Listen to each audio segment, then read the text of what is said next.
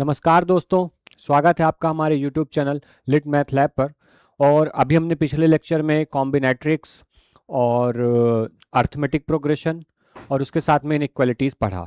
अब हमारे बचे हुए जो टॉपिक्स है, कैलकुलस हो गया, Euclidean geometry, surface area and volume, coordinate geometry और उसके बाद स्टैटिस्टिक्स और प्रोबेबिलिटी, ये कुछ टॉपिक्स बचे हुए हैं। ठीक है, तो अब हम आज कैलकुलस देखते हैं और बिना किसी देरी के चलिए स्टार्ट करते हैं। ठीक है, तो कैलकुलस के अंदर हम क्या क्या पढ़ने वाले हैं? फंक्शंस, लिमिट्स, डिफरेंशिएशन और इंटीग्रेशन, ये चीज़ हमको पढ़ना है। तो देखो, हमको इंटीग्रेशन डिफरेंशिएशन तो एक अलग ही टॉपिक हो गया, यही है बेसिक टॉपिक कैलकुलस के अंदर का, यही है कहलाता है कैलकुलस। लेकिन वहाँ जाने के लिए हमको लिमिट्स, कंटिन्यूटी, फंक्शन, ये सब भी आना चाहिए। ठीक है, क्योंकि अगर ये नहीं आएगा तो हमें बाकी चीज़ें समझ में नहीं आएंगी। इसलिए हमको फंक्शंस की अच्छे से जानकारी होनी चाहिए, फिर लिमिट्स, उसके बाद कंटिन्यूटी, कंटिन्यूटी के बाद हम आएंगे डिफरेंशिएशन पे, फिर डिफरेंशिएशन के बाद हम आएंगे इंटीग्रेशन पे। ठीक है, चलिए अब देखते हैं हम। सबसे पहले आती बात सेट्स की। हमने सेट्स बहुत अच्छे से पढ़ रखा है। सेट्स क्या होते हैं? सेट्स क्या कहलाता है कि अ सेट इज, इधर से पढ़ा देता हूँ, a set is a well defined collection of distinct object, है ना। डिस्टिंक्ट ऑब्जेक्ट का क्या है? वेल डिफाइंड कलेक्शन है। वेल डिफाइंड का मतलब बहुत ज़्यादा यहाँ पे सबसे ज़्यादा तूल देने वाली चीज़ जो है वेल डिफाइंड होती है। ठीक है, सबसे ज़्यादा महत्वता की चीज़ ये है, सबसे ज़्यादा सिग्निफिकेंस की चीज़। वेल डिफाइंड का मतलब ये होता है कि जिसकी यूनिवर्सल डिफिनेशन हो। ठीक है, अगर मैं बोलूँ कि मेरे पास एक सेट है जिसमें एक सिटी के सारे सारे के सारे ग्रेजुएटेड लोग हैं। ठीक है, तो वो एक वेल डिफाइंड सेट है। क्यों? क्योंकि वो सेट चाहे मैं बनाऊं चाहे आप बनाएं, वो सेट सबके लिए एक जैसा काम करेगा। क्लियर है बात? तो ये वेल डिफाइंड हो गया, इसी का मतलब होता है वेल डिफाइंड। लेकिन मैं बोलूं एक सिटी या फिर चलो एक बिल्डिंग के अंदर, एक अपार्टमेंट में जो लोग रहते हैं उनमें स्मार्ट लोगों का सेट, तो वो सेट वेल डिफाइंड नहीं है। क्यों नहीं है वेल डिफाइंड बच्चों? क्योंकि उसमें मैं बनाऊंगा तो अलग सेट बनेगा, और कोई और बनाएगा, आप बोलेंगे तो मेरे हिसाब से तो ये स्मार्ट आदमी है भैया, इसमें बी भी आना चाहिए। मैं बोलूँगा नहीं, ए के बाद सीधा सी आना चाहिए, बी मुझे स्मार्ट नहीं लगता। तो ये वेल डिफाइंड नहीं हुआ, यूनिवर्सल नहीं हुआ, सबके लिए अलग अलग डिफिनेशन लग रही है। ठीक है, तो इसलिए ये वेल डिफाइंड बहुत ज़्यादा जरूरी होता है। एक ऐसी डिफिनेशन देना जो यूनिवर्सल हो, जो सबके लिए एक जैसी हो, चाहे मैं वो डिफिनेशन लगाऊं चाहे आप लगाएं, एक जैसी होगी। लेकिन मैं बोलूँ कि अच्छे दिल के लोगों का कलेक्शन है ना, तो वो सेट नहीं कहलाएगा, है ना। बुरे लोगों के दिल का कनेक्शन, बुरे लोगों का कलेक्शन, अच्छे लोगों का कलेक्शन, ये सब कुछ सेट के अंदर नहीं आएगा। लेकिन मैं बोल दूंगा कि 5-7 से ज़्यादा हाइट वाले लोगों का कलेक्शन, तो ये वेल डिफाइन है। 5-7 से नीचे हाइट वालों का कलेक्शन, तो ये क्या है? वेल डिफाइन है, ये सेट है। तो बेसिकली ये सेट कहलाता है। अब मैथमेटिकल फॉर्म में हम ए इक्वल्स टू 1 2 3 4, ये सेट है ना, सीरीज बात है। नेचुरल नंबर्स लिखे हुए हैं और 4 से कम है, ये एक ऐसी डिफिनेशन है कि इसके अगर 1 2 3 4 है तो आप बनाओगे तो भी 1 2 3 4 आएगा, और मैं भी बनाऊंगा तो 1 2 3 4 आएगा। वैसे सेट के दो फॉर्म होते हैं। एक फॉर्म होता है set builder form, set builder form, और एक होता है roster form. Set builder form में डिफिनेशन लिखी रहती है, लिखा ही है सेट बिल्डर फॉर्म। ठीक है, तो मतलब डिफिनेशन लिखी हुई, जैसे ये b equals to x is such that x is even और x 10 से छोटा है। तो आपका क्या हुआ? इवन नंबर है और 10 से छोटा है। और यहाँ पे एक और डिफिनेशन लिख लेना, x बिलोंग्स टू n, मतलब नेचुरल नंबर है। तो क्या क्या आ जाएंगे? 2, 4, 6, 8। इक्वल्स का साइन है क्या? नहीं है। तो 2 4 6 8 आ गए। ठीक है, तो ये क्या हो गया हमारा? ये था आपका सेट बिल्डर फॉर्म, और ये वाला जो है ये क्या आपका रोस्टर फॉर्म है। तो सेट बिल्डर फॉर्म से रोस्टर फॉर्म में जाते आना चाहिए, और रोस्टर फॉर्म से सेट बिल्डर फॉर्म में आना चाहिए। ठीक है, अब इसको मुझे अगर सेट बिल्डर बनाना है तो मैं क्या करूंगा? इसको मैं लिखूंगा a is equals to x is such that x belongs to natural number and x is less than 5। ठीक है, नेचुरल नंबर से है और 5 से छोटा है, तो 1 2 3 4 आएंगे। तो ये हमने लिख दिया सेट बिल्डर फॉर्म में। तो अगर आपके पास रोस्टर फॉर्म है तो उसे सेट बिल्डर, और अगर आपके पास सेट बिल्डर फॉर्म है तो उससे रोस्टर फॉर्म में जाते आना चाहिए। ठीक है, चलो। बहुत ज़्यादा स्टटर करने लगा मैं ना, जल्दी जल्दी बोलने के चक्कर में। मैं क्या करूँ, मुझे आप लोग ज़्यादा घबराहट मुझे होती है। मुझे लगता है कितना जल्दी सिलेबस खत्म हो जाए, तो इसलिए बहुत जल्दी जल्दी बोलने लगता हूँ। वैसे ही बच्चे 2x में देखते हैं, तो अगर आराम से भी मैं बोलूँगा तो चलेगा। चलो, अब कोशिश करते हैं आराम से। Finite set. ठीक है, फाइनाइट का मतलब क्या होता है? परिमित, है ना, मतलब जिसका सीधी सी बात है जो एक जगह इनफाइनाइट नहीं, नंबर ऑफ एलिमेंट्स उसमें क्या हो? फाइनाइट हो, है ना। Limited number of elements, example 1 2 3 4। Infinite set मतलब अनलिमिटेड, यानी इनफाइनाइट नंबर्स ऑफ एलिमेंट्स हो। Unlimited elements, example 1 2 3 4 5, comma comma comma लगा दिया, है ना, डैश डैश डैश। इसका मतलब ये चलता ही चला जा रहा है, ये तो इनफाइनाइट सेट हो गया। एम्प्टी सेट को फाइव से रिप्रेजेंट करते हैं। किससे करते हैं बच्चों? फाइव से रिप्रेजेंट करते हैं। उसके अंदर कोई एलिमेंट होता नहीं होता। तो या तो हम ऐसा लिखते हैं, और इसी को हम बोलते हैं फाई। कभी ऐसा मत कर देना, ठीक है। ये पावर सेट के अंदर फाई आ जाता है एज एन एलिमेंट, लेकिन ऐसे इसका मतलब नहीं होता कि इसके अंदर फाई लिख दो, नहीं। फाई का मतलब ये ऐसा होता है ना, ये नल सेट, इसके अंदर कुछ नहीं, इसको नल सेट भी कहते हैं, ठीक है। उसका रिप्रेजेंटेशन फाई होता है। ये सेट के बारे में बेसिक चीज़ें थी। अब और थोड़ी सी छोटी मोटी रिवाइज कर लेते हैं। यूनियन क्या होता है आपको पता है। यूनियन क्या होता है कि अगर ए सेट है और आपके पास बी सेट है, तो यूनियन में क्या होगा, 1 2 3 दोनों में, तो 3 को एक ही बार लिखेंगे, 4 और 5, ठीक है। All elements from both set, दोनों सेट से। इंटरसेक्शन क्या होता है, कॉमन एलिमेंट्स, इसमें 1 2 3 है, इसमें 3 4 5 है, कॉमन क्या है, सिर्फ 3 है, तो ए इंटरसेक्शन भी 3 आ जाएगा, ठीक है। और इसको वेन डायग्राम से भी समझ लो, ठीक है। अगर ये ए है और ये बी है, तो ए यूनियन बी जो है ये पूरा का पूरा हो जाएगा, है ना। ये पूरा ए भी और पूरा बी भी, पूरा कलर कर लेना इसको, तो ये कहला जाएगा ए यूनियन बी। लेकिन अगर हमारे पास ए इंटरसेक्शन भी निकालना है, तो केवल ये वाला पार्ट होगा ना, कॉमन वाला पार्ट। ये दोनों होते हैं इंटरसेक्शन और यूनियन का। सबसेट क्या आता है कि भैया अगर मैंने बोला ए इज सबसेट ऑफ बी, मतलब ए के जितने भी एलिमेंट हैं वो सब के सब कहाँ से आ रहे हैं, बी से आ रहे हैं, ठीक है। ए के अंदर जितने भी एलिमेंट हैं वो बी से आ रहे हैं। Every element of A is in B, है ना। एग्जाम्पल के लिए अगर हमारे पास 1 2 है और 1 2 3 है, तो 1 2 के अंदर जितने भी एलिमेंट है 1 2 से आ रहे हैं। और इसी तरीके से हम कह सकते हैं ना कि every set is a subset of itself, है ना। हम कह सकते हैं ये एक एज अ रिजल्ट, इसको हम एज अ रिजल्ट कह सकते हैं कि एवरी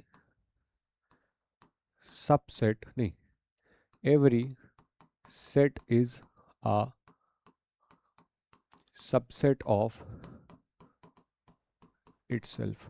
खुद का क्या होता है, सबसेट होता है। क्यों, क्योंकि अगर मैंने बोला, अगर मैंने बोला बोला अगर मैंने कि भैया ए के अंदर हमारे पास 1 2 3 है, तो मैंने बोला बी के अंदर भी हमारे पास 1 2 3 है, तो क्या मैं ये नहीं कह सकता कि A is a subset of B या फिर B is a subset of ए।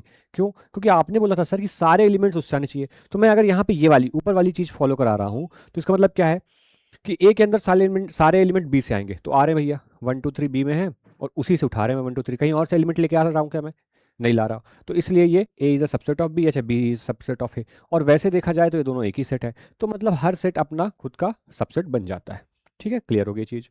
अब आती है बात कॉम्प्लीमेंट की। कॉम्प्लीमेंट क्या कहलाता है, ए डैश लिखते हैं, है ना, ऐसे लिखते हैं या ए बार लिख देते हैं। कॉम्प्लीमेंट मतलब होता है उसको छोड़ के सब कुछ। अब ये यूनिवर्सल सेट कहलाता है, ये जो बॉक्स बनाते हैं वेन डायग्राम में, इसमें हमने ये सेट लिया ए, ठीक है, ये सेट हमने लिया ए, ये सेट लिया हमने ए, तो ए को छोड़ के यूनिवर्सल सेट में जितना बचेगा वो कॉम्प्लीमेंट कहलाएगा।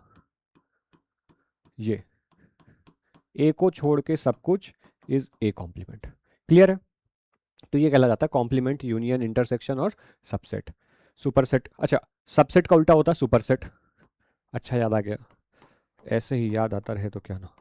सुपरसेट क्या होता है, अगर A is a subset of B, तो B is a superset of A, ठीक है, सुपरसेट ऑफ ए। जो छोटा सेट होता है, जैसे 1 2 जो है हमने लिया है 1 2 3 से, तो जो छोटा सेट होता है उसको हम सबसेट कह देते हैं, और जो बड़ा सेट होता है उसको हम सुपर सेट कहते हैं। तो हम बोलेंगे 1 2 3 is a super set of 1 2, ऐसा कह सकते हैं, ठीक है। चलो आगे बढ़ते हैं, फंक्शंस की बात आती है। A rule that a rule that maps each elements of domain to exactly one element of codomain। Basically एक तरीके का मैपिंग होती है, एक मशीन होती है जिसमें आप एक तरफ से सोना डालो, दूसरी तरफ से आलू निकालो, या एक तरफ से आलू डालो, दूसरी तरफ से सोना निकालो, ठीक है। तो इसका मतलब क्या होता है कि एक मैपिंग होती है भैया, एक ऐसी मशीन है।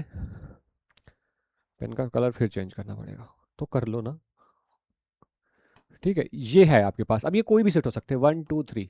अब यहाँ पे एक मशीन है एफ, ये मैप करती है इन वैल्यूज को किसी पॉइंट्स पे। तो अगर इस एफ की वैल्यू में एक्स स्क्वायर रख दूं, तो 1 का स्क्वायर 1 पे मैप कर जाएगी, 2 4 पे मैप कर जाएगा, और 3 9 पे मैप कर जाएगा। सिमिलरली ये मैंने मैपिंग रखी, यहाँ पे रखा 1 2 3, ये एक सेट है, और ये सेट अभी नहीं बना रहा मैं। अब मैंने बोला एक मैपिंग है एफ जिसकी वैल्यू है 2x, कितनी है 2x, तो 1 मैप कर जाएगा 2 पे, 2 मैप कर जाएगा 4 पे, और 3 मैप कर जाएगा 6 पे। तो ये कहलाते हैं फंक्शंस, कि आपने मैपिंग की, एक तरफ डाला उसमें समान इनपुट, ये क्या कहलाता है इनपुट। आपने इनपुट डाला, और इनपुट डालने से आपको जो मिल रहा है उसको हम कहते हैं आउटपुट। तो आउटपुट भी आपको मिल रहा है रियल नंबर का, तो क्या कहलाता है वो फंक्शन, ये चीज कहलाती है फंक्शन, ठीक है। ये है आपका फंक्शन, ठीक है। अब इसमें जो इनपुट वाला आपका सेट था, इनपुट वाले सेट को हम कहते हैं डोमेन। क्या कहते हैं, डोमेन। और इसको कहते हैं कोडोमेन। क्लियर है? अब डोमेन से उठ के चीजें किस में जाती हैं, जब इसमें इनपुट डालोगे तो कोडोमेन में से ही चूज करता है ना, कोडोमेन से क्या करता है, चूज करता है। जरूरी नहीं है कि सारी की सारी वैल्यूज हम कोडोमेन की यूज करें, लेकिन जो यूज्ड होती हैं उनको रेंज कहते हैं। एग्जाम्पल के लिए इसमें कुछ भी खाली नहीं जाएगा भैया, डोमेन में कुछ भी खाली नहीं रहता, कुछ ना कुछ सब पे मैप होगा, ठीक है, लेकिन यहाँ हम छोड़ सकते हैं। यहाँ मैंने लिखा 1 2 3 4 5, 5 यहाँ लिख दिया, चलो ठीक है। अब 1 1 पे मैप हो रहा है, 2 3 पे, 4 2 पे और 3 4 पे। अब ये 5 बच रहा है, 5 एक एलिमेंट बच रहा है। तो जब हम कोडोमेन की बात करेंगे, अगर मैं इसकी कोडोमेन लिखूं तो कोडोमेन क्या हो जाएगा, 1 2 3 4 एंड 5। और अगर मैं इसकी रेंज लिखूं तो रेंज में केवल आउटपुट्स होंगे, मतलब 1 2 3 एंड 4, क्योंकि 1 पे मैप हुआ, 1 एज एन आउटपुट है, 2 एज एन आउटपुट है, 3 एज एन आउटपुट है, 4 एज एन आउटपुट है। तो जब इस तरीके से लिखेंगे तो जो आउटपुट्स हैं उनको हम रेंज बोल देंगे, और जो पूरे के पूरे पूरा पूरा पूरा सेट था जिसके अंदर हम कर रहे थे उसको हम क्या कह देंगे, कोडोमेन। और इधर जिसमें हमने जो इनपुट्स डाले हैं उनको हम कह देते हैं डोमेन, ठीक है। इसको ऐसे रिप्रेजेंट करते हैं, बिल्कुल सही बात है, बहुत ही बढ़िया बात है कि f equals to A to B, मतलब इसके आगे फंक्शन भी लिख देंगे। ये ए जो है ये किसका काम करती है बच्चों, डोमेन का, और ये जो बी है, बी पूरा रेंज का नहीं काम करती, कोडोमेन। मतलब आंसर जो है इसी सेट से आएंगे, और जो जो आंसर होंगे वो रेंज कहला जाएगा, ठीक है। Read as f maps A to B, ठीक है। अब ये डोमेन समझा दिया अभी मैंने। Set of all inputs values every x must map to some y, ठीक है, कोई ना कोई पे मैंने बताया इधर कुछ भी नहीं छूटना चाहिए, every x maps to some y. Codomain set of allowed outputs values, जिसमें से हम आउटपुट्स लेंगे, जो मेरी आउटपुट्स का बड़ा सेट है, पॉसिबल वाई वैल्यूज को हम क्या कहते हैं, codomain. May include unmapped elements, उसके अंदर ऐसे एलिमेंट्स भी हो सकते हैं जो अनमैप्ड हैं, ठीक है, मतलब जिनकी मैपिंग किसी से नहीं हुई, जैसे कि यहाँ पे 5 अनमैप्ड था। सेट ऑफ, अच्छा range, set of actual outputs values that are mapped, range is a subset of codomain always, है ना, हमेशा क्या होता है, सबसेट होता है, ठीक है। चलो ये थोड़ा सा नीचे दब रहा है, बट अगर मैं इसको ऊपर उठाऊँ, क्या था example, f x equals to x square, f के अंदर 2 रखा तो 4 आया, -3 रखा तो 9 आया, ठीक है। चलो फिर आती है बात पॉलिनोमियल फंक्शन की। ये पॉलिनोमियल के अंदर मैं बता चुका हूँ, ये पूरी डेफिनेशन बताई थी मैंने, ये पूरी डेफिनेशन मैंने वहाँ पे बता दी थी, ठीक है, इस फॉर्म में लिखा जाता है। अब क्या बात आती है, लीनियर पॉलिनोमियल कौन से होते हैं। लीनियर पॉलिनोमियल मतलब सबसे ज़्यादा पावर कितनी होगी, एक्स की 1 होगी, तो यहाँ पे एक्स है तो ये क्या जाएगा, लीनियर पॉलिनोमियल। लीनियर पॉलिनोमियल हमेशा स्ट्रेट लाइन को रिप्रेजेंट करता है। अब इस तरह से जब रिप्रेजेंटेशन होता है तो जो एक्स का मल्टीपल होता है वो स्लोप देता है, और जो अलग से कांस्टेंट होता है वो वाई इंटरसेप्ट देता है। वो ये basically y equals to m x plus c का फॉर्म है, ठीक है। क्वाड्रेटिक मतलब n इक्वल्स टू 2, जिसकी पावर कितनी होती है, 2 होती है मैक्सिमम, तो f x equals to x square quadratic polynomial है। पैराबोला शेप का ग्राफ बनेगा, इवन पावर रहेंगी तो वाई एक्सिस पे सिमेट्रिक रहते हैं, और ऑड पावर रहते हैं तो ओरिजिन से सिमेट्रिक रहते हैं, ठीक है, ये चीज़ का याद रखना है। फिर क्यूबिक, ये देखो ये लिखा है cubic, f x equals to x cube, S curve shape ऐसा बनता है ना, हमेशा ऐसा मान लो, ऐसा मान लो कि कहाँ पे लिख दूँ, यहाँ पे लिख देता हूँ, इवन पावर है तो जो एंड्स हैं वो सेम साइड होंगे ना, ग्राफ के जो एंड्स हैं मतलब जो मुंह है ग्राफ का, वो या तो ऐसा होगा, ठीक है, या तो इधर से स्टार्ट किया एक एंड और ऐसे ऐसे और ऐसे, तो ये भी इधर है ऊपर की तरफ, ये भी ऊपर की तरफ, तो एंड्स दोनों क्या रहेंगे, एक ही डायरेक्शन में रहेंगे। और अगर ऑड पावर्स है, ऑड पावर्स हैं तो एंड्स होंगे अपोजिट साइड होंगे, ठीक है। इसलिए देखो जो एक्स क्यूब का ग्राफ बनता है वो ऐसे बनता है ना, क्योंकि एक साइड इधर है एंड एक इधर है, और जो इवन होते हैं वो ऊपर को ही बनता है, जैसे एक्स स्क्वायर, दोनों के एंड एक जैसे हैं। ये चीज़ बहुत काम में आती है, बड़े बड़े सीरीज़ का क्वेश्चन जब हम करते हैं तो बहुत ही काम की चीज़ आती है। अब आती है बात ट्रिग्नोमेट्रिक फंक्शंस की। ट्रिग्नोमेट्रिक फंक्शन आपको पता है, sine function y equals to sine x, ठीक है। डोमेन इसके क्या है, इसके अंदर सारे आर रख सकते हो, साइन 1 2 3 5 सब की वैल्यू आ जाएगी। रेंज, इसकी वैल्यू हमेशा -1 से 1 के बीच में आती है। इसका ग्राफ कैसा रहता है बच्चों, ऐसा, मैक्सिमम 1 जाती है, इधर मिनिमम -1 जाती है, यहाँ फिर 1 जाएगी, इसके अलावा कहीं नहीं जाती वैल्यू, ये साइन कहलाता है। जीरो कहाँ पे होती है, 0 पाई, मतलब पाई के मल्टीपल, सीधा सीधा n पाई लिख सकते हैं, ठीक है। और मैक्सिमम वैल्यू क्या होती है 1, कहाँ पे, पाई बाई 2 पे। चलो अब आती है बात कोसाइन फंक्शन की। कोसाइन फंक्शन यानी y equals to cos x, इसकी डोमेन पूरी रियल नंबर होती है, रेंज -1 से 1 होती है, पीरियड 2 पाई का होता है, जीरोज कहाँ पे होते हैं π/2 3π/2 पे, और मैक्सिमम कहाँ पे होता है x इक्वल्स टू 0 पे। इसका ग्राफ ये x इक्वल्स टू 0 पे सबसे मैक्सिमम हो जाता है 1, ठीक है, यहाँ पे जाके -1 और फिर 1 फिर -1, तो इसकी भी रेंज जो है -1 to 1 होती है। क्लियर है चीज़, ये सब चीज़ें आती होंगी, थोड़ा थोड़ा सा रिवाइज कर लेते हैं जल्दी जल्दी से। एक्सपोनेंशियल, ठीक है, y इक्वल्स टू ई की पावर x, डोमेन इसके सारे अंदर सारे आर रख सकते हो, इस x की जगह पे वैल्यूज़, रेंज हमेशा 0 से इन्फिनिटी आएगी, क्यों, क्योंकि इसका नंबर कभी भी वैल्यू जो वैसे तो 0 भी नहीं आएगा इसमें, ऑलवेज पॉजिटिव रहती है ना, क्योंकि इसमें कभी भी आपका वो नंबर नहीं आएगा, नेगेटिव नंबर नहीं आएगा, आप पावर कितनी भी नेगेटिव रख दो ना, लेकिन ये होगा 1/e यानी 1/2.71 समथिंग, तो ये भी पॉजिटिव नंबर ही आएगा, तो इसलिए हमेशा ये पॉजिटिव आती है इसकी रेंज। ई की power x is greater than 0 for all x equals to for all x growth rapid exponential growth, ठीक है, इसीलिए फेमस है ई की पावर x, क्योंकि इसका डिफरेंशिएशन भी क्या होता है, ई की पावर x हो जाता है, तो जितनी जहाँ पे होती है उतनी ग्रोथ हो जाती है। इसको डीप में समझना है तो एक अलग से लेक्चर पड़ा हुआ है चैनल पे, देख लेंगे। अब आती बात लॉगरिथमिक। लॉगरिथमिक क्या होता है, y equals to ln x होता है, इसकी डोमेन हमेशा हम पॉजिटिव नंबर ही रखते हैं लॉग के अंदर, हम नेगेटिव नंबर नहीं रख सकते, इसीलिए हमने तुमने देखा होगा ln x ऐसा लिखते हैं, या फिर log ऑफ mod x लिखते हैं ऐसा, क्योंकि इसके अंदर आप नेगेटिव वैल्यू डालो भी तो पॉजिटिव लेके लॉग ले, जब लॉग तक पहुँचे वो तो। रेंज सारी सारी रियल नंबर्स होते हैं, कुछ भी आ सकता है। ई की पावर एक्स, हाँ ln ई की पावर एक्स इक्वल्स ई की power x equals to x होता है, और ई की power log x equals to x होता है, ठीक है, inverse of exponential, basically log जो होता है वो इन्वर्स होता है किसका, एक्सपोनेंशियल का, ठीक है। और क्यों होता है, देखो एक्सपोनेंशियल का ग्राफ कुछ ऐसा बनता है, ठीक है, 0 पे ई की पावर 0 पे ये 2.7 पे जाता है, एक्स 0 रखोगे तो नहीं, ई की पावर 0 पे 1 जाता है, ये 1 पे कट करता है, और लॉग जो है ऐसा जाता है कुछ, ठीक है, तो ये इसका इन्वर्स होता है, इसीलिए ई की पावर लॉग एक्स एक्स होता है, और लॉग ऑफ ई की पावर एक्स। वैसे देखो तो लॉग की एक प्रॉपर्टी मैं तुमको आपको बताता हूँ ये होता क्यों है। यहाँ पे हमने बेस लिया ई की power x equals to x, क्यों आया, तो ये होता है कि जब हम क्या करते हैं कि सेम बेस लेते हैं, मतलब अगर मैं बोलूँ log 10 के बेस पे 10, तो इसकी वैल्यू कितनी होगी बच्चों, 1 होगी। log 11 के बेस पे 11, तो कितनी होगी वैल्यू, 1 होगी। तो सेम बेस पे क्या होता है, वैल्यू 1 दे देती है। तो यहाँ भी वही होता है, क्या होता है यहाँ पे log, हमने बेस क्या लिया है, e लिया है, अब यहाँ क्या है, e की पावर x है, तो पहले इसमें हम log की प्रॉपर्टी लगा देंगे, तो जो पावर कूद के आगे आ जाएगी, तो पावर आगे आ गई, क्या बचा, log e बेस और e। अब जब बेस और ये सेम है तो क्या हो जाएगा, 1, तो वैल्यू आ जाएगी x, ठीक है। सिमिलरली वाला भी हम प्रूव कर सकते हैं। क्लियर है चीज़, चलो।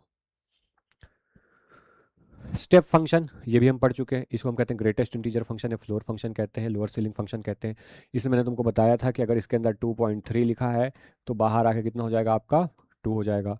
इसके अंदर -2.3 लिखा है तो बाहर आके -3 हो जाएगा, ठीक है। ये सारा हम पहले पढ़ चुके हैं पिछले लेक्चर्स में। ग्राफ प्रॉपर्टीज भी बता चुका था, कैसे ग्राफ बनता है इसका, यहाँ पे बोला, फिर ये ऐसा, फिर ऐसा, फिर ऐसा, ऐसे नेगेटिव का, ठीक है। ये चीज़ आप पिछले लेक्चर्स में देख लेना, ध्यान से देख लेना, ग्रेटेस्ट इंटीजर फंक्शन पढ़ा रखा, अच्छे से पढ़ा रखा, एकदम बेसिक में ग्राफ भी बनाया है पूरा आराम से, बहुत सारे एग्जांपल्स लेके पढ़ाए हैं। अब चूंकि ये वापस से रिपीट हो रहा है हमारे इस वाले चैप्टर में, कैलकुलस वाले में, तो मैं इसमें हल्का हल्का सा हाथ रख रहा हूँ, ठीक है, बिना टाइम वेस्ट किए, बट है तो एक बार मैं दिखाना जरूरी है, क्योंकि भाई कैलकुलस पढ़ने जा रहे हो तो एक बार रिवाइज कर लेते हैं, ठीक है, कहीं आ गया तो काम आएगा। अब आती बात लिमिट्स। लिमिट्स का मतलब क्या होता है, लिमिट्स का मतलब ये होता है कि जब आपको ये पता करना है, जैसे आपके पास एक फंक्शन दिया हुआ है, ठीक है, अब इसको हम एक्स एक्सिस बोल देते हैं, कौन सी एक्सिस, एक्स एक्सिस, और इसको हम एफ एक्स बोल देते हैं या वाई बोल देते हैं, ठीक है। अब मैंने बोला जब एक्स जो है, when x tends to some number c, तो एफ एक्स किधर मूव कर रहा है, मुझे ये जानना है कि एक्स जो है सी की तरफ जा रहा है, कभी सी गया नहीं, लेकिन सी की तरफ जा रहा है, इसीलिए लिमिट बहुत ज़्यादा इंपॉर्टेंट हो जाती है, बहुत ही मस्त चीज़ हो जाती है। सही बताओ, बहुत मस्त चीज़ होती है लिमिट। क्यों मस्त चीज़ होती है, क्योंकि देखो हम कभी सी जाएंगे नहीं। एक एग्जाम्पल समझाता हूँ। मैंने बोला, एक मैंने सीरीज बनाई 1/n की, है ना, 1/n में कैसे एलिमेंट आएंगे, 1, 1/2, 1/3, 1/4 डैश डैश। अब ये बताओ, जीरो की तरफ जा रही है बट कभी जीरो नहीं होगी, क्यों, क्योंकि कितना भी बड़ा नंबर लेते जाओगे, हम सीधे सीधे क्या लिख देते हैं भैया, 1/∞ इक्वल्स टू 0, ऐसा लिख देते हैं। तो ये जीरो की तरफ जा रही है, बट कभी भी, आप मैंने बताया था कि जब तक आप वो नंबर लिख पा रहे हो तब तक वो इनफाइनाइट है ही नहीं, ठीक है। तो यहाँ पे ये जीरो की तरफ जा रही है बट कभी जीरो होगी नहीं, इसको कहते हैं कन्वर्जेस टू जीरो, ये जीरो की तरफ कन्वर्ज कर रही है। तो यही काम होता है लिमिट का, कि एक नंबर की तरफ सी की तरफ ये एक्स बढ़ रहा है, हमारी वैल्यू इनपुट वैल्यू, तो एफ एक्स किधर मूव कर रहा है ये जानने के लिए हम लिमिट का यूज करते हैं। ठीक है, लिमिट हमको ये बताता है। अब जैसे limit x tends to a f x equals to l, read limit of f x as x tends to a equals l. ठीक है, अब इसमें दो तरह की लिमिट होती है, एक होती है लेफ्ट हैंड लिमिट, एक होती है राइट हैंड लिमिट। ठीक है, approach from the left side, right hand limit मतलब approach from the right side. अब इसका मतलब क्या होता है? हाँ, limit exists only when left hand limit equals to right hand limit. अब इसका मतलब क्या होता है? देखो, मैंने बोला limit x tends to 3 x square. ठीक है, अब इसकी दो लिमिट चेक करूंगा मैं। Left hand limit, left hand limit को लिखने का तरीका क्या होता है? Limit x tends to 3 minus, हम लेफ्ट से आ रहे हैं। ठीक है, एक्स की 3 की तरफ आ रहे हैं लेफ्ट से। अब जब हम 3 की तरफ लेफ्ट से आ रहे हैं बच्चों, तो हम क्या करेंगे? 3 कभी पहुंचना नहीं है हमको, हम 3 की तरफ से आ रहे हैं, तो 3 के पास एकदम जाके हम लोग एकदम छोटा सा नंबर लेंगे। तो मैं जाके लूंगा सपोज दैट ऐसा पॉइंट 2.99999999, एकदम ऐसा। अब ये एग्जैक्ट नंबर मैं ले नहीं सकता।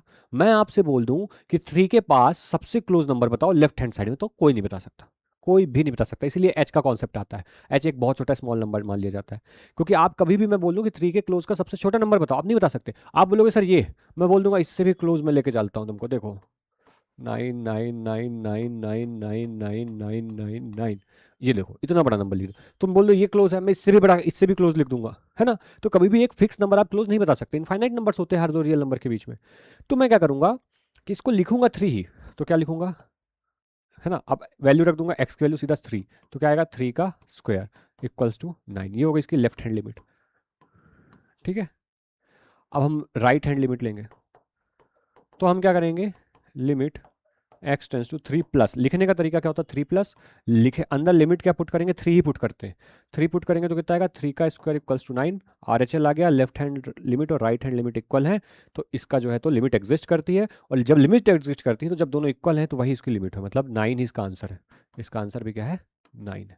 इस तरीके से काम करता है। अच्छा, जब हम राइट से अप्रोच कर रहे थे तो 3 के प्लस लिखा, 3 प्लस मतलब 3 के जस्ट आगे का नंबर। तो कोई बोले 3.001, बहुत क्लोज है सर। मैं बोला नहीं 3.00001, बोले और क्लोज जाओ सर, 3.0000001, ये 3 से और ज़्यादा क्लोज है। और 3.00000000001, ये 3 से और ज़्यादा क्लोज है। तो कोई फिक्स नंबर नहीं है, तो हम रखते 3 ही हैं, बट राइट साइड से हम आते हैं।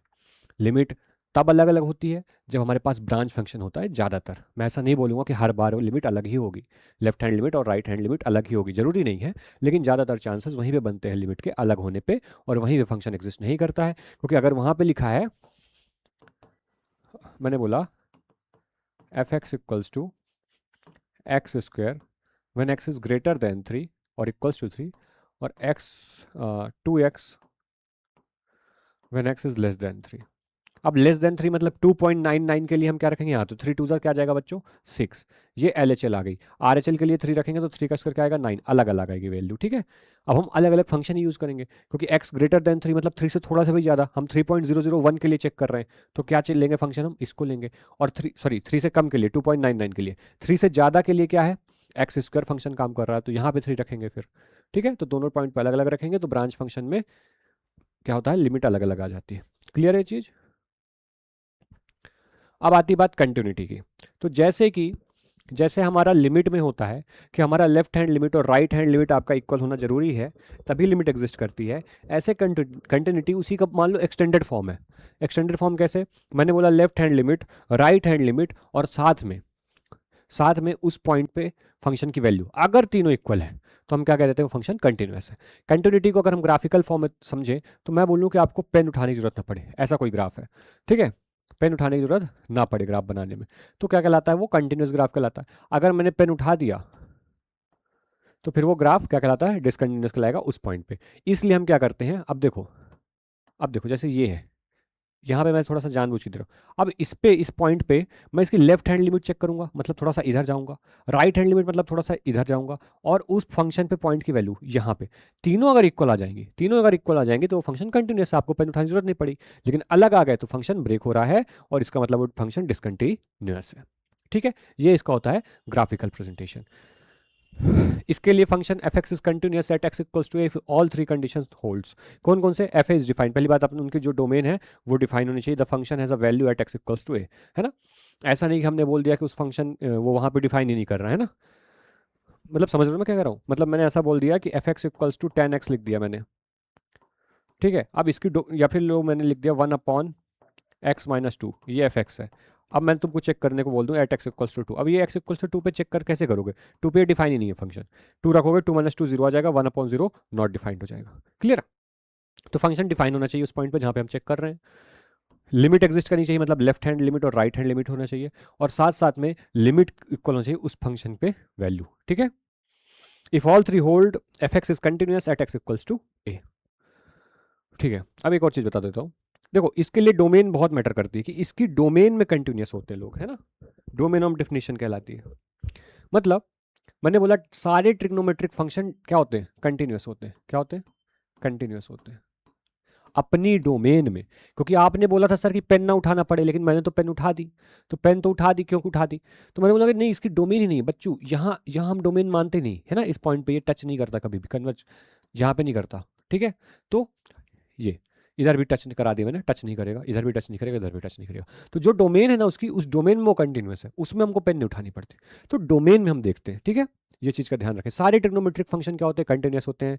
सारे पॉलिनोमियल कंटिन्यूस होते हैं, है ना। और और क्या कह सकता हूँ सारे मॉड के फंक्शन क्या होते हैं? कंटिन्यूस होते हैं, ऐसे ही होते हैं, ठीक है। कुछ जनरल फॉर्मूले हो जाते हैं, आने चाहिए। अब आती बात डिफरेंशिएशन की। अब डिफरेंशिएशन क्या होता है? पढ़ रखा है, measures the rate of change of a function. Function की क्या बताते हैं? रेट ऑफ चेंज बताते हैं। The derivative F dash x gives the slope of the tangent line at any point on F x. Differentiation क्या देता है आपका? स्लोप देता है। मतलब अगर आपके पास ऐसा ग्राफ बना हुआ है और ये पॉइंट पे आपको डिफरेंशिएशन किया मैंने इस पॉइंट पे, तो इस पॉइंट पे जब डिफरेंशिएट करूंगा तो क्या आएगी? कांस्टेंट वैल्यू आएगी, और वही कांस्टेंट वैल्यू मुझे क्या देगी? स्लोप देगी, ठीक है। बट होता क्या है कि मेरे को स्लोप के लिए एकदम कांस्टेंट स्लोप नहीं चाहिए, तो डिफरेंशिएशन और ज़्यादा यूजफुल इसलिए हो जाता है कि भैया वो एक ऐसा फंक्शन कर देगा डिफरेंशिएट करके कि आप अलग अलग पॉइंट पे खुद ही स्लोप निकाल सकते हो। समझ रहे हो? अब इसका स्लोप मैं यहाँ पे अलग निकालूं, फिर मैं यहाँ पे अलग निकालूं, यहाँ पे अलग अरे भैया नहीं बोला, इसका क्या करो? डिफरेंशिएशन कर लो। डिफरेंशिएशन करोगे तो एक फंक्शन आ जाएगा। सपोज दैट ये ई की पावर एक्स का ग्राफ है, और है नहीं वैसे, ई की पावर एक्स का ग्राफ है, उसका डिफरेंशिएट किया, ए की पावर एक्स आ गया। अब आपको स्लोप निकालना है 1 पे, तो यहाँ 1 रख दो, 2 पे निकालना है 2 रख दो, है ना। जैसे एग्जाम्पल के लिए मैं बोलता हूँ, हमारे पास एक्स क्यूब का ग्राफ है, ठीक है। अब इसका डिफरेंशिएट किया, क्या आया? 3x²। तो अब मुझे एक जनरल फॉर्मूला मिल गया। क्या मिल गया? जनरल फॉर्म मिल गया। ये जनरल फॉर्म, जनरल फॉर्म में क्या होगा कि मुझे 1 पे निकालना होगा ना स्लोप, तो मैं 1 पे स्लोप निकालने के लिए 1 पे डिफरेंशिएट नहीं कर रहा हूँ, या दूसरी तरीके से नहीं कर रहा हूँ कि 1 पे निकालने के लिए अलग करूँ, 2 के पे निकालने के लिए अलग करूँ, 3 पे नहीं। हमने डिफरेंशिएट किया, मुझे ये जनरल फॉर्मूला मिल गया। अब मुझे 1 पे स्लोप निकालना है तो 1 रख दूंगा, 0 पे स्लोप निकालना है 0 रख दूंगा, 2 पे स्लोप बनाना है 2 रख दूंगा, 3 पे स्लोप बनाना है 3 रख दूंगा। जहां पे मुझे स्लोप बनाना है या स्लोप चाहिए मुझे, वहां पे एक्स की वैल्यू रख दूंगा और सीधा मुझे स्लोप मिल जाएगा। तो इसलिए बार बार अलग अलग करने से हमको डिफरेंशिएशन का ये बहुत ज़्यादा बड़ा फायदा मिलता है। क्लियर है? चलो 1 सेकंड रुकना है ना, पानी पी लिया जाए।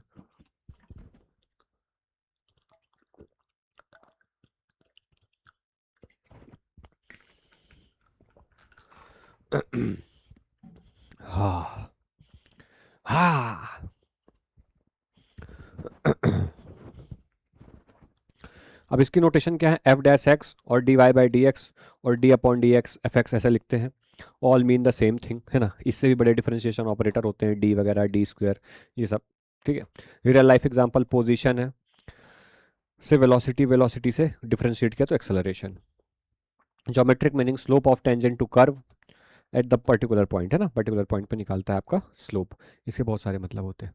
अब देखो स्टैंडर्ड डेरिवेटिव्स कौन कौन से हैं? एक्स की पावर एन का होता है एन इंटू एक्स की power n minus 1, sine x का होता है कॉस एक्स, कॉस एक्स का होता है माइनस साइन एक्स, ई की पावर एक्स का ई की पावर एक्स, लॉग एक्स का होता है 1/x, सी का होता है 0, ठीक है। एग्जाम्पल एक्स क्यूब का 3x², साइन एक्स का कॉस एक्स का माइनस साइन एक्स, ई की पावर एक्स का, ये बताई दिया।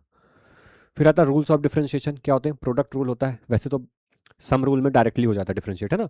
मतलब अगर आपके दो फंक्शन है u प्लस वी, और इसका मुझे साथ में डिफरेंशिएट करना है, तो मैं इसको क्या करूँगा? अलग अलग कर दूंगा, u का अलग डिफरेंशिएशन प्लस v का अलग डिफरेंशिएशन। सिमिलरली अगर u माइनस वी का मुझे डिफरेंशिएशन करने को बोलेगा, तो u का डिफरेंशिएशन माइनस v का डिफरेंशिएशन। अब ये तो हमको एकदम ऐसा नोन रहता है, तो इसलिए हम सीधा किस पे आते हैं? प्रोडक्ट रूल पे। प्रोडक्ट रूल क्या करता है कि u डॉट वी लिखा है तो क्या करा, एक को छोड़ा पहले का डिफरेंशिएशन, दूसरे को छोड़ा, प्लस पहले को छोड़ा दूसरे का डिफरेंशिएशन। ठीक है, इसका एक एग्जांपल दिया हुआ है, देख ले।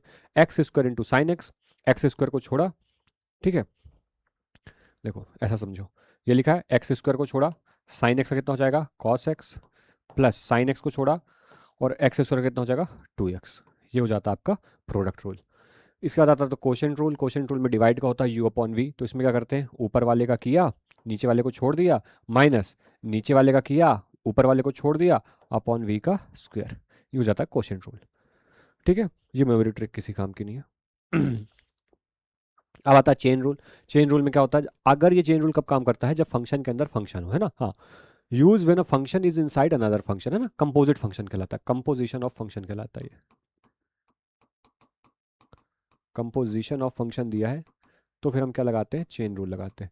चेन रूल में क्या करो, उठा के पटकते जाओ एक एक को डिफरेंशिएट करते हुए। जैसे कि ये लिखा है साइन एक्स स्क्वायर, तो ये सब छोड़ो, मैं तुमको सिखाता हूँ।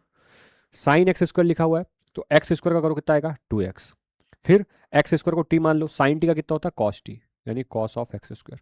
ये आंसर हो गया, ये देख लो, दिख रहा है, ये देखो ऐसे करना है। 3x प्लस 1 की पावर 5 है, 3x प्लस 1 का कर लो कितना हो जाएगा, 3x प्लस 1 का कितना हो जाएगा बच्चों 3, है ना, 3x का हो जाएगा 3, 1 का 0। और अब इसको टी मान लो, टी की पावर 5 कितना तो था 5, टी की पावर 4, टी की पावर 4, ये आंसर हो गया। 5 3 15, 3x प्लस 1 की पावर 4। तो ये होता है चेन रूल, बहुत ही बच्चों वाली चीज़। फिर सेकंड ऑर्डर डेरिवेटिव क्या होता है कि एक बार डिफरेंशिएट करो और जो आंसर आए उसको वापस डिफरेंशिएट कर दो। तो इसको लिखने का तरीका ये होता है, इसको देखो डबल डैश एक्स भी लिखते हैं, है ना, d square y upon d x square भी लिखते हैं, d upon d x f dash x भी लिखते हैं। अब फिजिकल मीनिंग क्या होती है, पोजीशन आपके पास थी उसको एक बार डिफरेंशिएट किया तो वेलोसिटी मिल गई, वेलोसिटी मिली उसको दोबारा डिफरेंशिएट किया तो एक्सेलरेशन मिल गया। ठीक है, वर्क डिमांड जैसे एक्स क्यूब है, एक बार डिफरेंशिएट किया 3x स्क्वायर। अब जो ये है ना, इसको हम नया फंक्शन मान लेंगे और इसको क्या कर देंगे, डिफरेंशिएट कर देंगे, तो क्या आ जाएगा 6x आ जाएगा। ये सेकंड ऑर्डर डेरिवेटिव कहलाता है। थर्ड ऑर्डर भी हो सकता है, हायर ऑर्डर भी पढ़ते हैं हम तो ऐसे। अब इंटीग्रेशन जो है रिवर्स प्रोसेस होती है किसकी, रिवर्स ऑफ डिफरेंशिएशन की, या फिर इसको एंटी डेरिवेटिव भी कहते हैं। इसीलिए एक्स का इंटीग्रेशन जो होता है वो क्या आता है, x plus 1 upon n plus 1 plus c आ जाता है। ठीक है, और इसीलिए हम कांस्टेंट लेते हैं। कांस्टेंट लेने का मतलब ऐसा है कि भैया जब हम इंटीग्रेट करते हैं तो हम ये मान के चलते हैं कि फंक्शन में बेसिक जो फंक्शन था उसमें कोई जीरो ईरो रहा होगा या कोई कांस्टेंट रहा होगा जो कि डिफरेंशिएट होने के बाद जीरो हो गया, है ना। अगर मैं बोलूं कि 3x स्क्वायर प्लस 3 इसका डिफरेंशिएशन कर दो, चलो डिफरेंशिएशन मतलब डैश लगा दिया, कितना आ जाएगा 3 2 जा 6x, बस इतना बचा 6x बचा। अब मैं अगर 6x का इंटीग्रेशन करूँ वापस से तो कितना आएगा 6x स्क्वायर बाई 2, 2 से कैंसिल होगा कितना आएगा 3x स्क्वायर।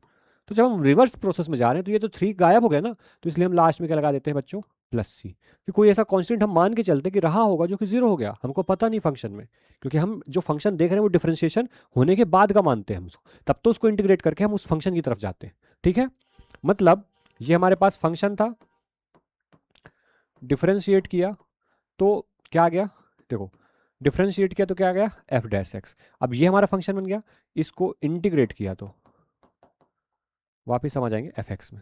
ठीक है, अब हमारे पास एफ एक्स में कोई कांस्टेंट रहा होगा जो कि यहाँ जाके जीरो हो गया, तो जब यहाँ से आ रहे हैं तो फिर हम केवल आधा फंक्शन पाएंगे, इसलिए इंटीग्रेशन में हम हमेशा प्लस सी कर देते हैं। ठीक है, अब चलो कुछ फॉर्मूले देख लो जल्दी से कि एक्स एन क्या होता है, इसका फॉर्मूला मैं यहाँ पे करके दिखाता हूँ, तुमको ज़्यादा याद होगा, एक्स की power n plus 1 upon n plus 1 plus c.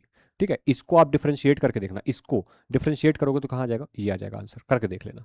ठीक है, इंटीग्रेशन के बाद जो आंसर आता है 1 का कितना हो जाता है एक्स, साइन एक्स का हो जाता है माइनस कॉस एक्स प्लस सी, कॉस एक्स का हो जाता है साइन एक्स प्लस सी, e की पावर एक्स का हो जाता है e की पावर एक्स, और 1 अपॉन एक्स का हो जाता है लॉग एक्स। ठीक है, ये कुछ इंटीग्रेशन है, बट जो आपके बेटा देखो ये जो क्वेश्चन है ना ये थ्योरी केवल रिवीजन के लिए। ठीक है, अब उतने ज़्यादा डीप में नहीं जा रहा हूँ, लेकिन क्वेश्चन में जरूर आना, और आप बताएंगे क्या इसमें क्वेश्चन करवाऊँ। वीडियो पॉज करके अभी कमेंट करें कि क्या क्वेश्चन वाला पार्ट भी आना चाहिए या आपको क्वेश्चन वाला पार्ट चाहिए जिसमें मैं भर भर के क्वेश्चन कराऊँ, क्योंकि देखो ये क्वेश्चन इससे नहीं आएंगे, क्वेश्चन में बताऊँ इस फॉर्म के आएंगे, 1 upon root of 3x square plus 6x plus 5, इसको इंटीग्रेट करो, इस तरह से आएंगे। ठीक है, तो इसके लिए कंप्लीटिंग द होल स्क्वायर ये सारी चीज़ें होनी चाहिए, तो इसलिए भर भर के क्वेश्चंस की प्रैक्टिस होनी चाहिए। तो आप बताएं, कमेंट करें कि क्या आपको क्वेश्चन चाहिए या नहीं, थ्योरी तो फटाफट हो ही गई है। Area under the curve between two limits a to b, ये देखो ऐसा लिख दिया, इंटीग्रेशन ए टू बी, ये कहलाता है definite integral F x D x. तो इसको इंटीग्रेट करने के बाद मैं मानता हूँ कि कैपिटल एफ आता, कोई फंक्शन आएगा उसको मैं मान लेता हूँ कैपिटल एफ एक्स आया, और इसकी लिमिट हमने वही रख दी ए टू बी। अब जो अपर लिमिट है इसको कहते हैं, अपर लिमिट रखा एक्स के अंदर f b minus f of a, fundamental theorem of integration. ठीक है, इसको क्या कहते हैं, find the anti derivative f x, मतलब इंटीग्रेशन करो, इंटीग्रेट करके अपर लिमिट रखो, उसको लोअर लिमिट रखो और माइनस कर दो दोनों से, तो आंसर आ जाएगा डेफिनेट इंटीग्रल का। ठीक है, चलो क्वेश्चन से बनते हैं क्वेश्चन। ये डेरिवेटिव्स की लिस्ट है, इंटीग्रल की है, लिमिट्स एंड कंटिन्यूटी की है। चलो कुछ क्वेश्चन करते हैं। अब दे रखा है limit x square minus 4 upon x minus 2 x tends to 2। क्या देख रखा है, limit x square minus 4 upon x minus 2 x tends to 2। अब अगर मैं यहाँ डायरेक्ट 2 रखता हूँ तो 2 का स्क्वायर कितना होता है बच्चों 4, 4 माइनस 4 0 अपॉन नीचे भी 2 रखोगे तो 2 माइनस 2 0, मतलब यहाँ से आ जाएगा 2 स्क्वायर माइनस 4 अपॉन 2 माइनस 2, यानी ये हो जाएगा 4 माइनस 4 अपॉन 2 माइनस 2, यानी 0 अपॉन 0, यानी अनडिफाइंड फॉर्म है। तो देखो लिमिट के अंदर 0 बाई 0 का फॉर्म, 0 की पावर इन्फिनिटी का फॉर्म, इन्फिनिटी की पावर 0 का फॉर्म, ये सारी चीज़ें अनडिफाइंड मानते हैं। ठीक है, तो इसलिए हम इनको अलग तरीके से 0 की पावर 0 का फॉर्म, इन्फिनिटी के पावर इन्फिनिटी का फॉर्म, ऐसे 8-9 फॉर्म होते हैं, तो इसलिए हमको फर्दर सॉल्व करना पड़ता है। तो ये इसका आंसर नहीं है, ये नहीं है, हमको सॉल्व करके निकालना पड़ेगा। ठीक है, तो कैसे करेंगे, हमको पता है कि a square minus b square को मैं लिख सकता हूँ a minus b into a plus b. ठीक है, अब क्या हो जाएगा यहाँ से, limit x tends to 2 x minus 2 into x plus 2 और अपॉन में एक्स माइनस 2, और एक्स माइनस 2 से एक्स माइनस 2 कैंसिल। अभी तक मैंने लिमिट नहीं लगाई है, अभी ये नॉर्मल मैथ कर रहा हूँ। मैं वही बोलता हूँ कि भैया जब हम कोई नया टॉपिक पढ़ते हैं ना, तो उसमें जो बाकी बेसिक चीज़ें होती हैं, वो बेसिक जो फॉर्मूला, मान लो इंटीग्रेशन कर रहे हैं ना, तो एक ही जगह इंटीग्रेशन होगा, बाकी पूरी बेसिक मैथ लगे। बेसिक मैथ्स मतलब जो हमारा प्रीवियस नॉलेज है, नॉलेज का दिमाग में भंडार होता है, उसका हम यूज़ करते हैं, है ना, उसका यूज़ करके हम क्वेश्चंस करते हैं। तो उसका यूज़ करने के लिए आपको भंडार होना तो चाहिए। अब जिस बच्चे को ए स्क्वायर माइनस बी स्क्वायर ही नहीं पता हो कि ए माइनस बी और ए प्लस बी के फॉर्म में लिख सकते हैं, तो फिर क्या बड़ी दिक्कत वाली बात है। इसलिए तो सब पढ़ाते हैं, ये सब एक क्रमागत, कहते हैं ना, क्रमागत वृद्धि है, कि भैया आपने पिछला पढ़ा, ये सब कुछ पढ़ा, तब आपको अगला समझ में आ रहा है। ठीक है, अब यहाँ पे देखो अभी तक लिमिट नहीं लगाई, अब यहाँ पे जाके मैं लिमिट लगाऊंगा और सिर्फ एक लाइन में लिमिट लगेगी, एक्स टेंस टू 2 है, 2 रख दूंगा, क्या आ जाएगा 2 प्लस 2 इक्वल्स टू 4, और ये मेरा आंसर हो जाएगा। ठीक है, यहाँ पे सिर्फ लिमिट लगी इस वाले में, यहाँ पे लिमिट का लॉजिक लगा है, बाकी यहाँ मैंने नॉर्मल मैथ सॉल्व की है। क्लियर है चीज, तो इसका आंसर हो जाएगा। ठीक है, अगला क्वेश्चन देखते हैं। Check continuity of f x x square minus 1, x is not equals to 1 पे। ठीक है, हाँ तो देखो एफ वन इक्वल्स टू 3 दे रखा है, तो बाकी जगह भी 3 आना चाहिए। तो एक्स जब लेंगे तो सीधी बात है कि कंटिन्यूटी नहीं है, क्योंकि जैसे ही 1 रखोगे, चलो मैं बता देता हूँ मैं कह क्या रहा हूँ।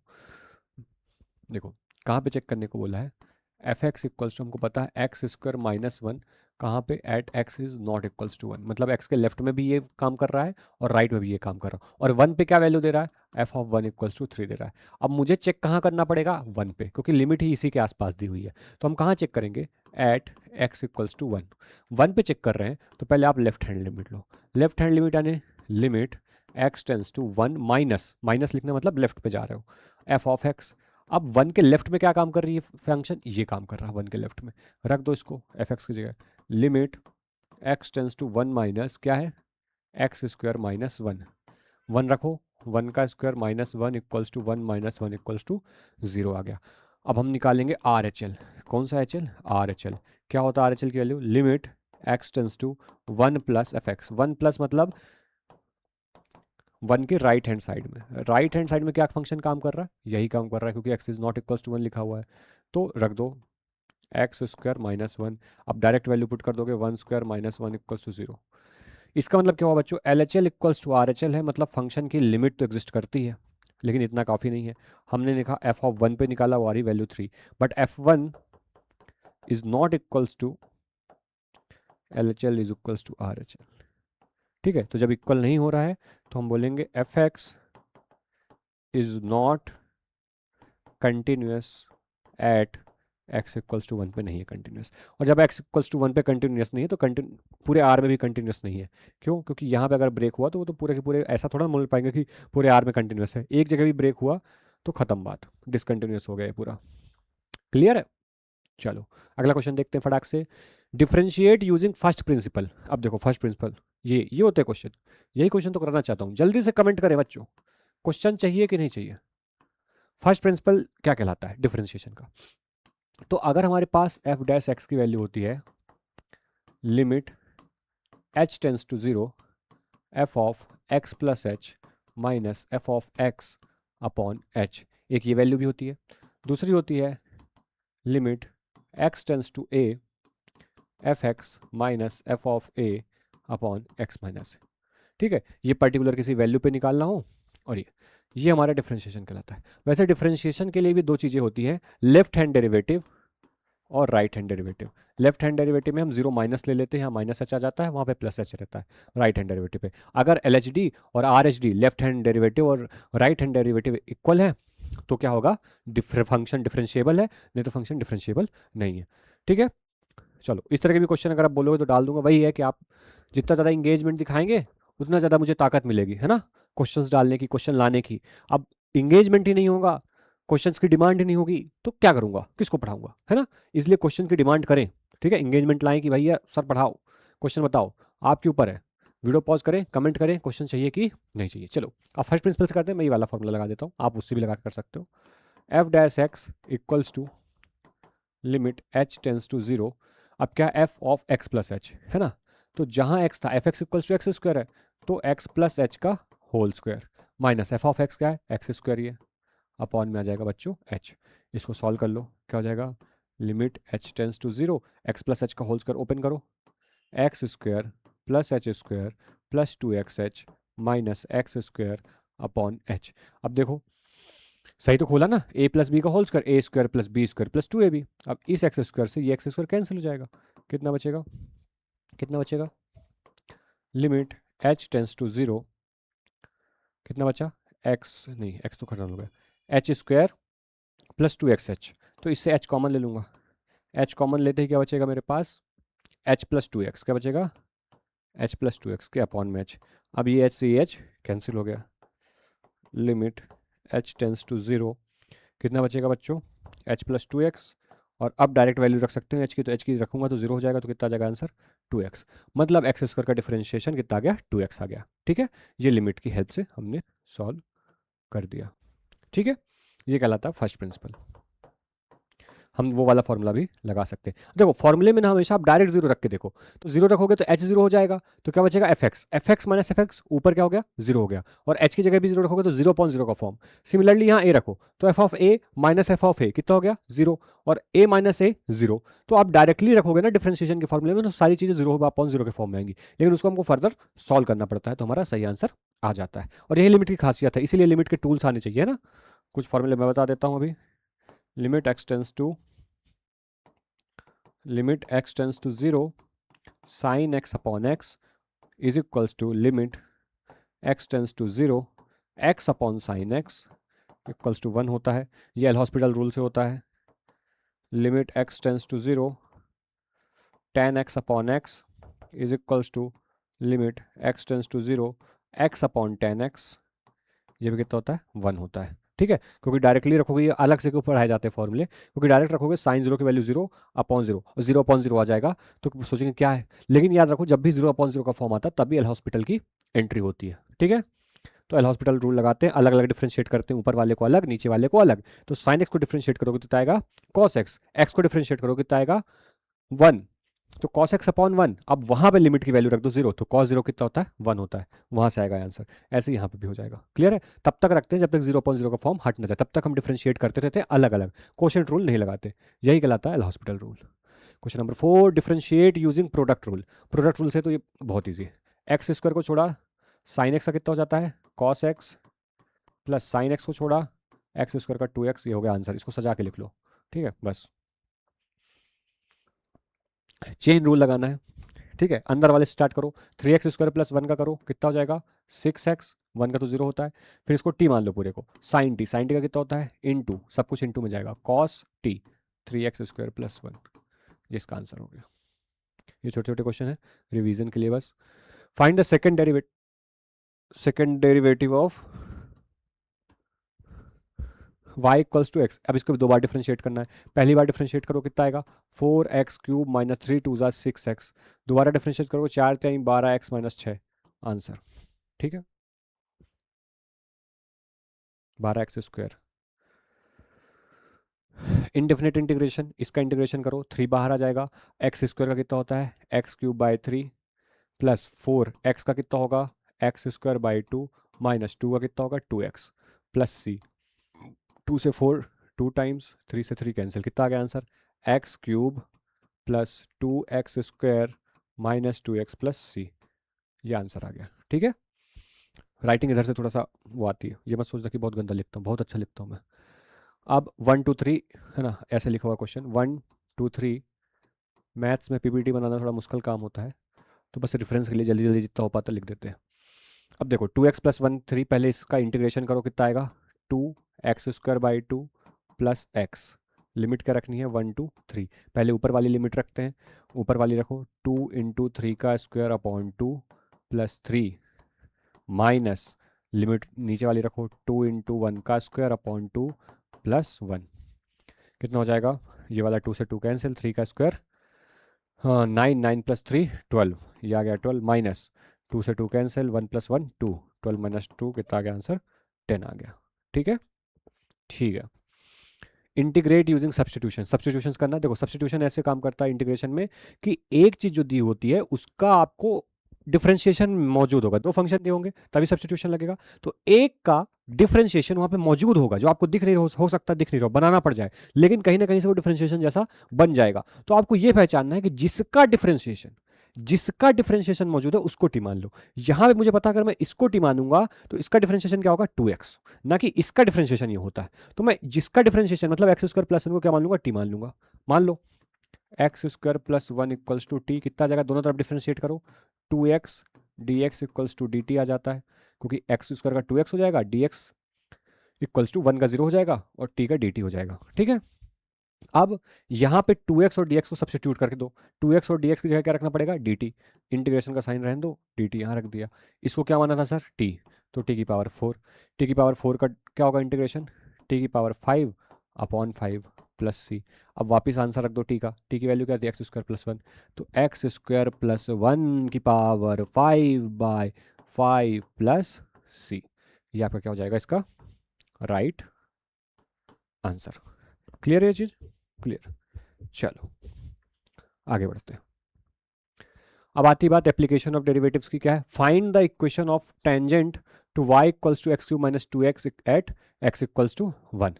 ठीक है, तो इसके लिए क्या किया हमने, अब ये डायरेक्ट यहाँ पे बता देता हूँ, फाइंड y इक्वल्स टू, यहाँ पे निकाल लिया, x इक्वल्स टू 1 पे y की वैल्यू कितनी आती है 1, -1 मिल गई मुझे, है ना, क्योंकि y मैंने x की वैल्यू 1 डाला है, y की -1 मिल गई अपने आप। Find slope using derivatives, differentiate किया तो क्या आएगा 3x² माइनस 2 आ जाएगा, डिफरेंशिएट किया तो x इक्वल्स टू 1 की वैल्यू कितनी आ जाएगी, y की value sorry x equals to 1 पे स्लोप कितना आ जाएगा, यानी डिफरेंशिएशन स्लोप की वैल्यू 1। अब इक्वेशन ऑफ टेंजेंट निकालना है, तो y minus y1 equals to m into x minus x1, जब आपके पास स्लोप हो प्लस एक पॉइंट दिया हो तो ये होती है लाइन की टेंजेंट की इक्वेशन या लाइन की इक्वेशन।